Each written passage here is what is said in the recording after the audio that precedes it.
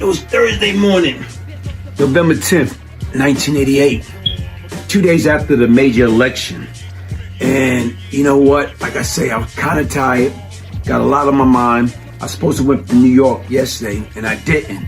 So I had an open ticket, first class, that I can travel anytime that I want to. So I got up, period, just wiped the cold out my eyes, went to the bathroom, got ready, went in there, did everything that you do in the bathroom, wash up, brush my teeth, gargle, period, got dressed, put on some deodorant, and, headed, because like I said, I wanted to go get my hair cut. So headed down, got into my vehicle, headed down to Mackey Barber in Moscona, to get my hair cut. Back then I was sporting TWA, what we call a teeny weeny afro. And as I got there, got in the Mackey seat, sat down, and, like I say, Mackey know me. Only thing he really know me that I came in there, every now and then when I was in town, got my hair cut. He didn't really know my lifestyle or what I was into or who I really was back in New York City. He didn't know I was on a run. He didn't know really much about me or whatever. So, like I said right now, as I'm in there, my mother was there, and it was a unisex, shop at the time. So she had to get something done with her hair. So right now, as I'm sitting there getting my teeny weeny afro taken care and trim up, my mother was saying to herself, and I didn't know it, that at least at the U.S. government, the Fed, pick him up today, at least he got a haircut. Something only a mother would say. Love you, Mom. Who'd have think that Thursday, November 10th, when I awakened, that was doomsday, that I was about to be picked up on a fugitive warrant from the U.S. Marshal from the Eastern District of New York. At that time, I've been on a run approximately 99 days. So, being on a run, going from, New York to D.C., Virginia, to Chicago, to L.A., trying to get plastic surgery, I didn't have no idea this was the day that the U.S. Marshal finally caught up with me, Brian Glaze Gibbs, and was going to take me into custody. So even right now, if you see down this road right here, this is the road that U.S. Marshal, they had my family property all surrounded. And back there is where they had my family, Bob. First of all, who are you? Oh, my name is Lee Jones. Okay, and right now, what's your relationship to Brian Glaze Gibbs? Me and Brian Glaze, that's my first cousin. That's my knucklehead first cousin. That's your knucklehead first cousin. Go ahead, shoot away, man. Tell me that story, man. Go back to November 10th, 1988. What happened that day when you woke up? We was out chilling. We made some errands. We ran some errands. So I came back, and I looked in my backyard, and I seen some guys standing out there, and about like 3 or 4 of them. And I'm like, hey, what's happening? So I hollered at them, hey, what y'all looking at? It looked like they were trying to look over in the house. Okay. So I'm asking them, say, hey, yo, what y'all looking at? So they didn't say nothing. I'm like, man. I grabbed my binoculars. I started looking out there at them. I'm looking at them. All of a sudden, I see them looking back at me in a pair of binoculars. I'm like, what is going on? You know what I'm saying? I'm like, yo, what's happening? So all of a sudden, I said, man, I holler at them. Hey, what y'all looking at back here? You know what I'm saying? Like, what's going on? What y'all looking at? So they still didn't say nothing. So I got out the house, went through the back door. When I came through the back door, there was about 7 of them now, just standing there looking. One had a pair of binoculars, so they kept looking. I'm like, hey. So I'm walking closer. As I'm walking, I'm saying, hey, man, what y'all doing looking in my house? I didn't know who they was, you know what I'm saying? As I got closer, all I saw was FBI. And when I got closer, all I saw was guns pointed at me. I'm like, whoa. So when I get there, they called me. They were like, hey, you got any firearm on you? I said, nah, I don't have nothing on me. It's the only thing I have is my binoculars. What the hell are y'all looking at my window for? It was like, well, you're not the person we looking for. So I'm like, okay. So he's like, they showed me a picture for D, I believe it was. I was like, nah, I never seen them neither. You know, it was like, who live in the house with you? Who live in that big house next to you? I was like, oh, that's where my mother lived at. And it was like, do you know a Brian Gibbs? I'm like, nah, I never heard of him before. You know what I'm saying? Nah, I never heard of him. They was like, oh, okay, so they pat me down. After they pat me down, they said, all right, you can go. So I'm like, well, what's going on? Why y'all looking for these guys? Oh, well, we can't tell you. It's a long story. So I'm like, okay. So we had a few more words changed. After that, I booked on them. I left, and when I came, I went to the house, changed clothes, and I went straight up front where my aunt was at. And I saw all the officers and stuff around. I was like, oh, man, yeah, they got him. So what area, man? Like, show me the area that you're actually in, where they were scooping at. Went behind these trees, saw them in this area here. And they just kept looking and looking. I'm like, man, why y'all keep looking at me, man? I said, and what they had on? Did they had on army fatigue? What did they had on? They had on all black. All black. Yeah, they was all black. Army, did they have bulletproof vests? They had guns? They had bulletproof vests. They had AR-15. Okay. That's what they had, AR-15. I remember the guns they had. This was back in 90, you feel what I'm saying? Early 90. These boys riding around with AKs and AR-15.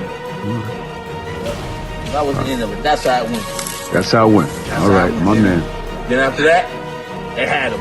They had him. Not my boy. That was it. November 10th, 1988. As I got into the car, you know, my mother got into the passenger seat. And as I'm driving off from leaving the barber shop and I'm going to the destination, you know, as I'm driving, I noticed, you know, I'm looking in the rearview mirror, being aware of my surroundings. And as I'm looking in the rearview mirror, I noticed, like, you know, the feds, the U.S. Marshal. I'm like, oh man, I knew like they had me. I knew that they was telling me. So I'm trying to, quote unquote, you know, stay calm, don't make no sudden move, and like, you know, just keep like trying to act as normal as possible, despite I was very nervous, despite my heart rate was probably beating faster than it ever was beating. So as I'm driving, I noticed that they got off of me. So they must be noticed that I noticed them, or it could have been a coincidence. So as I'm driving, I dropped my mother off, I picked up my son and my niece. You know, keep in mind, they like between the age of 3 and 4. So as I put them in the vehicle, and what I was gonna do is I'm gonna treat them to McDonald's.